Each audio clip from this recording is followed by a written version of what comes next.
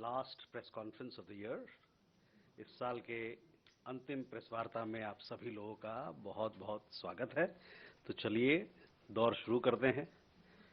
We start from Siddhant. Hi sir, Siddhant from Beyond. So my question is on the H1B visa processes. They've come up with new processes including social media vetting as well, and that has led to a lot of delays, impacting many Indian nationals as well. Your reaction to this? H1B. Okay. Alok. Hi sir, my name is Ashok from Ashok, sorry. No worries, sir. Sir, that we are completing 2025, if you could provide the details related to extraditions number from the different countries, as well as per the media reports that India has sent extradition request against Hussein Sattaf to UAE. Is there any details, and if you have details regarding how many mortal remains we brought from the foreign soils? Thank you. Keshav. Thank you, sir. Keshav Padmanabhan from The Print. My first question is, can you give us a sense of what is the cooperation we have given to Australia with regards to the Bondi Beach shootings, given the shooter's history? And if you may permit me, I just wanted to check on the status of the 16 Indians that were seized by Iran on a ship earlier this month. Whether consular access has been given to them yet, sir? And if you can just enlighten us a little bit on this, I would be grateful. Thank you. Rishabh.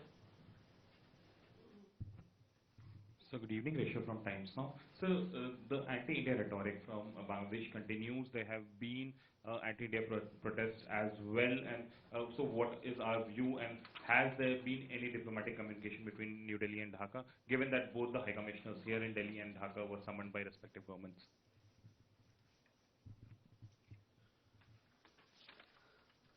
Okay. Akhilesh. So recently, 2 Hindu minorities have been killed in Bangladesh, and situation is getting aggravated every day. So, do you have any communication with Bangladesh interim government? Okay. So let's go one by one. First to Siddhant's question on H1B visas. Yes. The Government of India has received several representations from Indian nationals who are facing delays or problems with their rescheduling of their visa appointments. While we do understand, as you also understand, that visa-related issues pertain to the sovereign domain of any country, we have flagged these issues and our concerns of our nationals to the US side, both here in New Delhi and in Washington, D.C. And we hope that these delays and these disruptions will be addressed. There are several people who have been stranded for extended period of time because of scheduling or rescheduling issues of consular appointments, and these have also caused a lot of hardships to their families, to the family life that they have, as also to the education of their children. As you would understand, and I think there was a communication from the US government also, that with effect from December 15th, they have expanded their review process or processes that they have, which covers specialty occupation temporary H1B visa applicants, and it also is applicable to the dependents who are covered under H4 category visa. This particular change that they have introduced is applicable globally to all countries. But on our side, the Government of India remains actively engaged with the US side to address and minimize the disruptions that have been caused to our nationals. Ashok, your question regarding extradition numbers, I don't have these factual details with me, but yes, some of these details are available in the public domain, and you can have a look at that. The question about the extradition request on United Arab Emirates as well, I will come back to you as to what is the situation in regard to that particular matter as well. And your question regarding, sorry? Mortal remains. Again, this is the latest.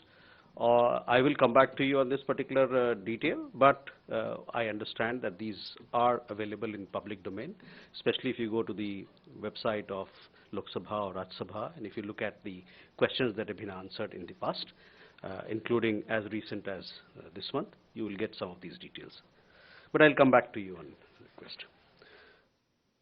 Keshav, regarding your question, we are aware of the reports of the individuals responsible for the Bondi beach terrorist attack. Australian authorities are in touch with our authorities on this matter. In regard to Indian nationals who you've told that they have been apprehended or they are in detention right now, I don't have an update for you, but we'll come back to you as to where we stand on this particular matter. As and when there are issues in regard to Indian nationals, their detention or any other issue connected to them, our embassy duly takes it up with the concerned government. In this particular case, it happens to be Iranian authorities in Tehran. As to where we are, what sort of consular access has been given, etc., I will report back to you, or I shall inform you of the latest development. Rishabh, regarding anti-India rhetoric, you would have seen also in the last several days we have issued a couple of, or more than a couple of statements. We have rejected the false narrative that has been projected in Bangladesh. You would understand that law and order or security situation or the developments that are happening in Bangladesh is the responsibility of the government of Bangladesh, and to portray a narrative where things go in some other direction is completely false, and we reject that.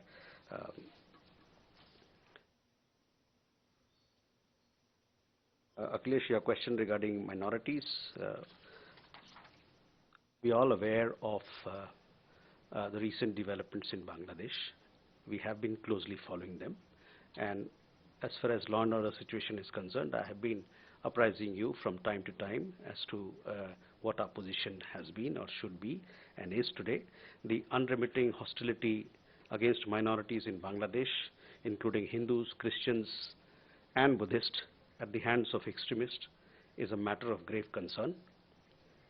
We condemn the recent gruesome killing of a Hindu youth in Mymensingh and expect that the perpetrators of the crime would be brought to justice.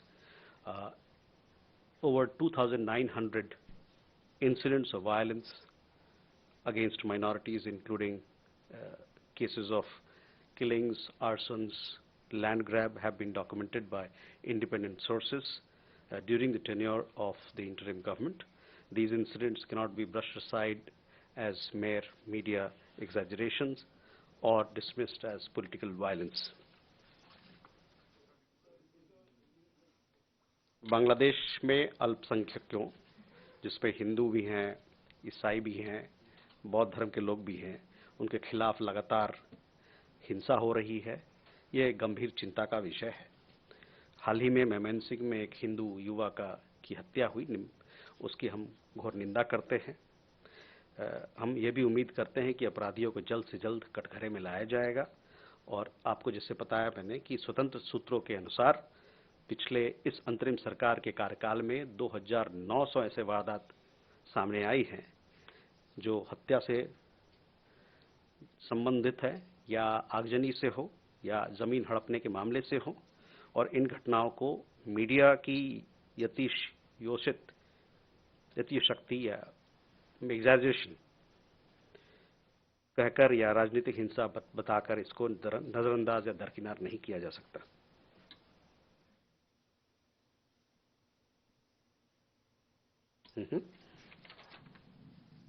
We can go for more questions. इधर कर लेते हैं, उसके बाद फिर इधर आ जाते हैं। इसी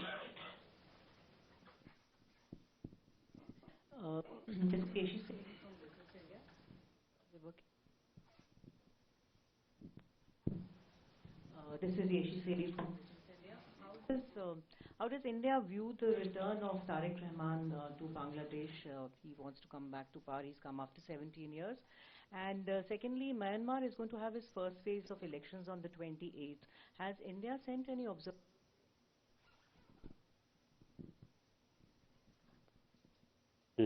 Yeshi? Oh, sorry, Ayushi. This is Ayushi from ANI. Sir, an Indian origin student studying at Canada's University of Toronto, he was killed after he was fatally shot near the campus by unknown attackers. Do we know more about the incident? Siddhant, Kalol.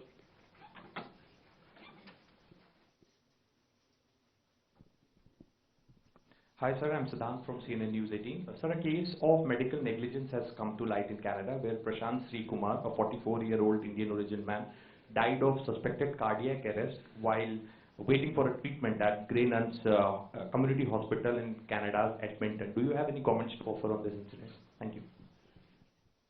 Kalol. Kalol from the Hindu, sir. Sir, in a hard-hitting editorial, Pratham Alo has, in Dhaka has said that India is allowing Sheikh Hasina and other prominent leaders of the Army League to carry out anti-Bangladesh activities while being in India. Do you have a remark on that, sir? And also, I mean, what is India's, I mean, I haven't heard from the Indian authorities about the burning down of the two major newspaper offices in Dhaka, that is Pratham Alo and Daily Star. A comment on that as well, sir. Megha. Good afternoon, sir. Megha from NewsX. There has been a second Hindu death that has also been reported yesterday from Bangladesh. The Yunus government has in fact come out and made a statement that this man in question was a terrorist. Now there has been no trial that has been held. He has not been convicted of any crime. Has the Indian government spoken to the Yunus government of what is happening and what really happened on the ground? Because he was also lynched. There was a group of locals who beat him to death. Okay. Sir मैं जयप्रकाश दैनिक जागरण से हूँ। बांग्लादेश से related मेरा सवाल है sir कि वहाँ की सरकार ने अवामी लीग को भी प्रतिबंधित कर दिया है और भारतीय विदेश मंत्रालय कहता रहा है कि वो निष्पक्ष चुनाव की उम्मीद करता है। तो ऐसे में इस कदम को आप कैसे देख रहे हैं?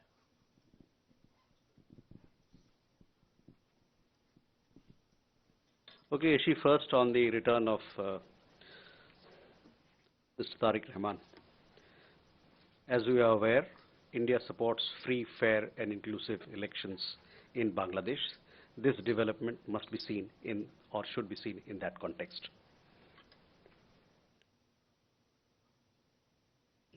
On Myanmar, we stand for democratic transition in the country. Elections are to be held. We support free, fair and inclusive elections in which everybody participates. And India stands for peace and stability and return of normalcy in the country. In regard to your question about observers, I don't have an update on that, so I shall come back to you.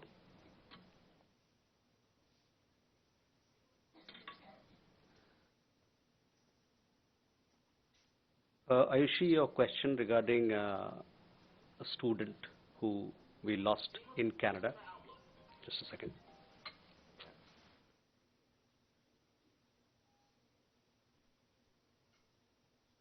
Sorry. Your question regarding an Indian student who died in Canada.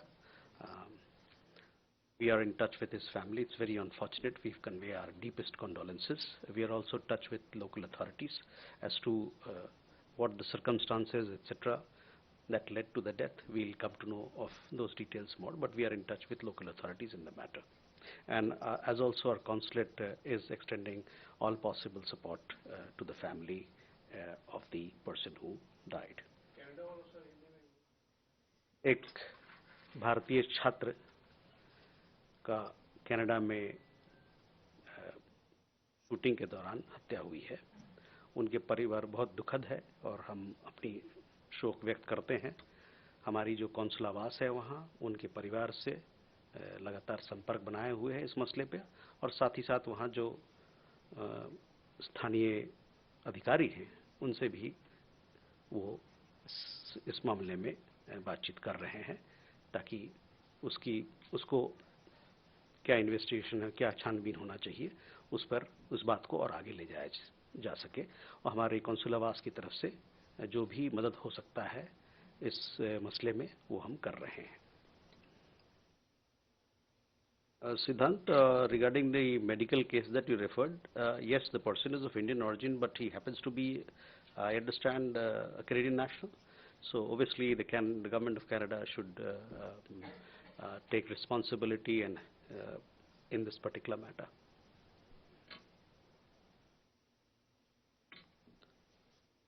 Kalol, on our point on Bangladesh has been very clear and consistent all throughout. India stands for strengthening our ties with the people of Bangladesh. We favor peace and stability in Bangladesh, and we also, our point of view on elections, you are aware, we stand for free, fair, inclusive and participatory elections in Bangladesh, which is to be held in a peaceful atmosphere. So that is where we are. We stand for fair, free and inclusive and participatory elections in Bangladesh.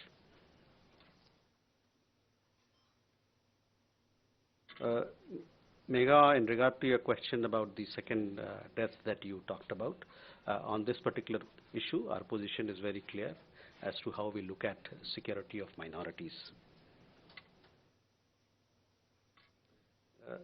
Jayaprakash जी, जहाँ तक बांग्लादेश में चुनाव का सवाल है, जैसे कि मैंने 2 मिनट पहले कहा, वहाँ पर हम लोग चाहते हैं कि वहाँ स्वतंत्र चुनाव हो, वहाँ निष्पक्ष चुनाव हो और वहाँ एक समावेशी चुनाव हो। तो यही हमारा पक्ष है जहाँ तक बांग्लादेश में चुनाव के मामले की बात है।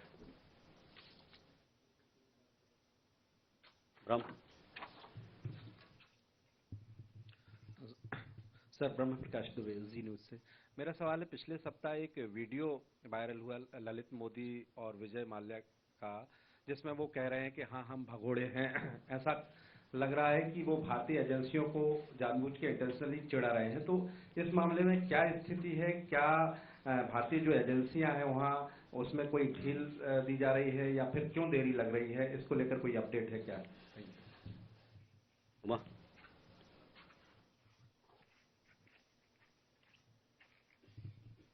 Uma Shankar Singh, independent journalist. October में एक जानकारी आई थी कि रूस की तरफ से लड़ने वाला एक भारतीय मूल का जो सैनिक है वो यूक्रेन में युद्धबंदी बना लिया गया है। अभी कुछ दिन पहले उसका एक दूसरा वीडियो आया है जिसमें उसने अपने यूक्रेन में होने की तस्दीक की है। तब विदेश मंत्रालय की तरफ से कहा गया था कि हम इस बात की तस्दीक कर रहे हैं।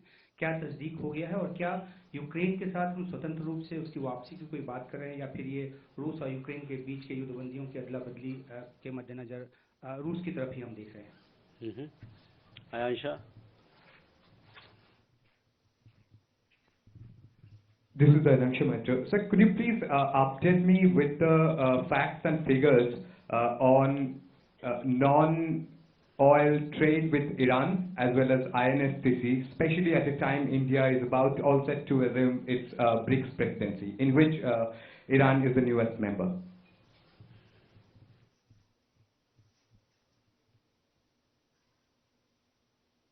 Okay, नीरज। सर, नीरज हूँ, न्यूज 18 इंडिया से। हमारा सवाल है कि भारत का ये पक्ष है कि बांग्लादेश में समावेशी चुनाव होने चाहिए, लेकिन अवामी लीग को अनुमति नहीं मिली है। तो क्या अवामी लीग के बिना चुनाव समावेशी होगा? और अगर अवामी लीग के बिना ही चुनाव होता है तो क्या उसे भारत समावेशी मानेगा?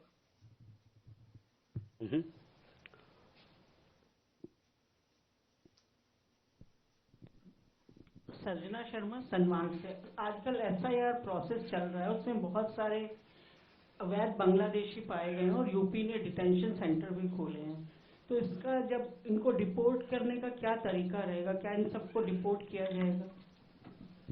ओके, सो फर्स्ट पहले ब्रह्म देखिए, जो भी भगौड़े हैं, भारत सरकार प्रतिबद्ध है कि जो भी यहाँ से भागे हुए लोग हैं, हमारे कानून के दायरे से भागे हुए लोग हैं, उनको हम वापस लाएंगे। इस मामले में कई देशों के साथ हमारी बातचीत चल रही है और मैं आपको आश्वस्त करना चाहता हूँ कि हम इस मामले पर पूरी तरह से ठोस हैं और हमारा प्रतिबद्ध हैं कि उनको वापस लाया जाएगा. We remain fully committed that people who are fugitive, who are wanted by law in India, they return to the country. For this particular return, we are in talks with several governments and processes are on. As you know, in several of these cases, there are several layers of legalities which are involved in it. But we remain committed to bring them back to the country so that they can face trial before the courts here.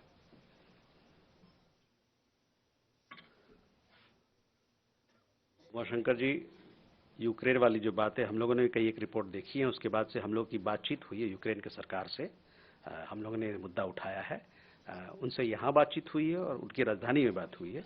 उस बातचीत के बाद उन्होंने हमसे जो हमारी आग्रह थी कि आप पुष्टि करें इस बात को, उसकी उन्होंने अभी तक उस पर एक कमबैक नहीं आया, हमको बताया नहीं है कि क्या कुछ आगे किया जा सकता है या क्या इस मसले में और क्या है. On Iran energy, I am not sure if we do any, we import any oil from Iran. Non-oil, those details are available in Ministry of Commerce website, so I would request you to have a look out. These are facts and figures which are available in public domain, so you can have a look there. On International North-South Transport Corridor, yes, India has been supportive of it, and we want to strengthen our connectivity partnerships, not just in regard to INSTC, but in several other initiatives that we have taken, so that we can do more in terms of creating opportunities and strengthening our bilateral and multilateral partnerships. Neeraj, समावेशी चुनाव का मतलब होता है समावेशी चुनाव. उसका मतलब ये होता है कि जितने लोग हैं वहाँ पर, हर पक्ष के लोग हैं, उस चुनाव में भाग लें ताकि उस चुनाव को मजबूती मिले और लोकतंत्र का नाद और मजबूत होए और आवाज और बुलंद हो. I have already said that India stands for free, fair and inclusive elections in Bangladesh. Obviously that means that all the elements, all the persuasions who are there should participate in that.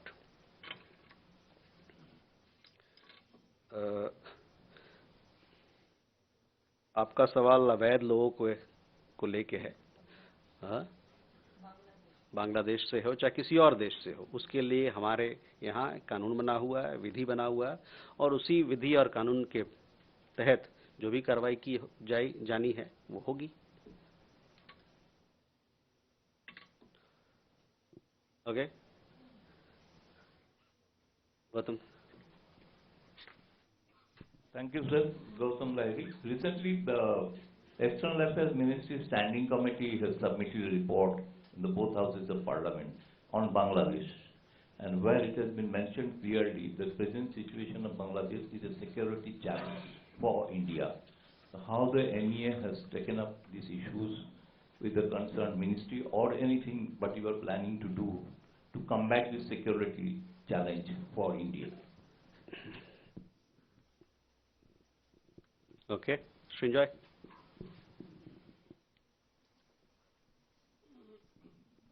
So, continuing with the security challenge issue, just last month, PNS Saif, a very major Pakistani warship, was in Bangladesh on a goodwill visit. This comes after two major visits from Pakistan to Bangladesh, one by the Navy chief, one by a senior government official, the foreign minister. We are hearing about more major visits coming up in the new year, both in the military and in the civilian sphere. How do you see it? Okay. Please, Seema. I wanted to ask you whether the reports that India was in touch with the BNP leadership in London from 2018, is that true? And did the BNP leader wait for India's clearance before he touched down on Dhaka? These are reports I've seen in the press. Okay. Okay, question there, please.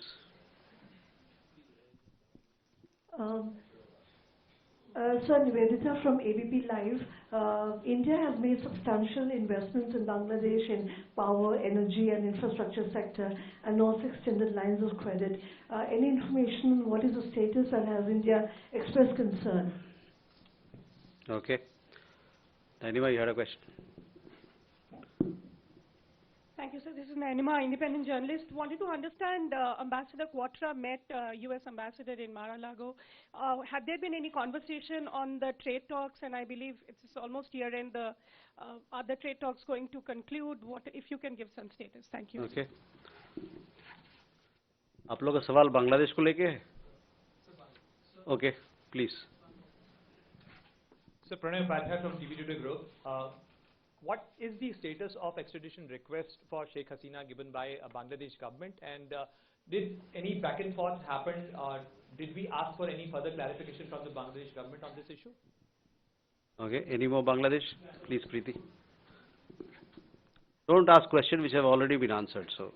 I'm Preeti, independent journalist. Regarding Bangladesh, I just wanted to know, in the context of the minority killings and the absence of democratic government, is India mulling the revisiting of the financial assistance to Bangladesh or any kind of sanctions there? If you permit me, I can ask another question. No, please. We'll give chance to others before we. Otherwise, I'll lose track of all the questions that have been asked. Bangladesh पे कोई और सवाल है तो पूछ लीजिए. वही सवाल पूछना था, ठीक है? सर, मैं सुशील राघव हूँ जनसत्ता से. सर, बांग्लादेश की स्थिति को देखते हुए भारत में कुछ संगठनों का मानना है कि वहाँ पर संयुक्त राष्ट्र को हस्तक्षेप करना चाहिए. भारत का इस पर क्या रोक है? So, on the questions related to Bangladesh, well, while your questions are very welcome, let me also tell you that you must read all the statements that we've issued. If you look at those statements, then you will not ask me, these questions in such detail, because, it is what we've issued and put out in public domain is self-explanatory. India wants close and friendly relations with the people of Bangladesh, which is rooted in liberation struggle and strengthened through various development and people-to-people initiatives. We stand for, or we are in favor of peace and stability in Bangladesh and have consistently called for free, fair, inclusive and credible elections conducted in a peaceful atmosphere. Gautamda, I guess this is how I'll respond to your question. Srinjoy, on your question, yes, we closely follow all such developments and take up action as is required in our interest. Seema, on BNP, before you walked in, I did comment on that we, as all of you are aware, that we support free, fair and inclusive elections in Bangladesh, and the return of BNP leader from London should be seen in that context.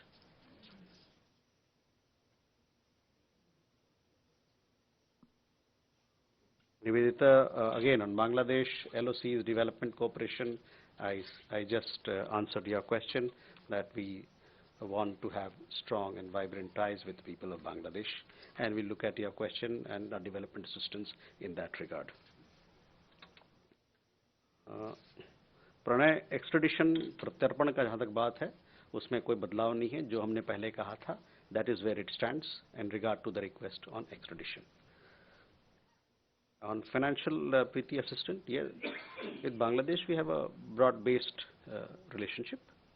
Obviously, there are circumstances are a little different now, but we stand for peace and stability in the country, and we want to have strong ties with people of Bangladesh. More questions? Sorry? Okay. Oh, sorry, I missed your question. That is what happens when you ask too many questions in one go.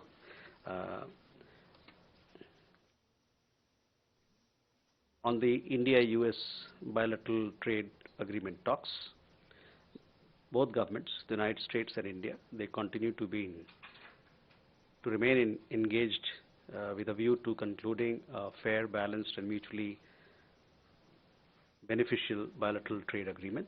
You would have followed that the US Deputy Trade Representative, Mr. Rick Schweitzer, was recently in India on a familiarization visit, and he met several people here. For more details as to where the trade talks are, I would refer you to the Ministry of Commerce. Yes. Okay. Abhishek. Hi, sir. Abhishek, independent journalist. Sir, my question is, European Union Trade Commissioner in a recent interview to a European magazine has said that European leaders Ursula von der Leyen and Antonio Costa will be the chief guest at 26th of January, Republic Day. And also, he is looking forward to having the India-EU FTA sealed during that visit. Your comments on that? Okay. Raghavendra. Raghavendra Verma from German television ZDF. So my question is regarding the reports on the long lost. First question was from, sorry, Abhishek, on FTA. See, India-EU FTA negotiations are progressing. The last round, that is the 14th round of negotiations, were held in Brussels in October. Thereafter, a team did visit India. And this month, in the month of December, the US Trade Commissioner was also here. He had to discuss other outstanding issues. Both sides remain engaged, and we'll see how we can take this conversation that we are having on India-EU FTA talks forward. I would also like to let you know that Commerce Minister, as you would have seen, also had visited in the month of October. In return, the US Trade Commissioner visited India in this particular month, along with other negotiators of the team. Both, as you are aware, India and the European Union, at the leaders level, when we had the historic visit of the EU College of Commissioners in February this year, there was a commitment at the political level to conclude a balanced, ambitious, and mutually beneficial FTA during the course of the year. Raghavendra, on your questions, I don't have the details, but my understanding is that there's nothing of that sort what you referred to was found. Kalol, we have our position on elections in Bangladesh is well known. Inclusive elections, free and fair elections means free, fair, and inclusive elections. With that, ladies and gentlemen, thank you very much. Wish you a happy new year.